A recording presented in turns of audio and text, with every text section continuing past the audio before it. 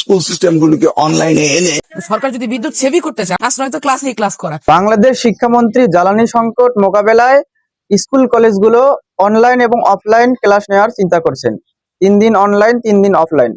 এই কথার প্রতিবাদে সাধারণ ছোট্ট একটা ছেলে জবাব দিয়েছে যে সাধারণত একটা শ্রেণীকক্ষে 50 জন অথবা 60 জন ছাত্র থাকে, এখন সেখানে ফ্যান চলে 5 থেকে 6টা, কিন্তু অনলাইনে যদি আমরা এই ক্লাসগুলো নেই বা অনলাইনে যদি ক্লাস নেওয়া হয় তাহলে সেখানে 55টা পরিবারেই 55টা ফ্যান চলবে।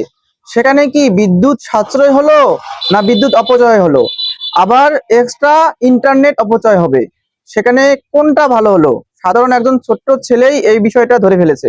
ধর আমরা ক্লাসরুমে ক্লাস করতেছি, সাধারণত 5টা ফ্যান চলতেছে, 5টা ফ্যান বা 2টা লাইট, কিন্তু আমরা সাধারণত একটা শ্রেণীকক্ষে থাকি 60 জন, 60 জনে আমরা একজন শ্রেণীকক্ষে থাকি।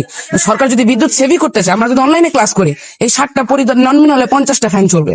তাহলে এইদিকে 50টা ফ্যান চলতেছে, ওদিকে চলতেছে 5টা। তাহলে আপনার কোনটা বেশি সাশ্রয় মনে হয়?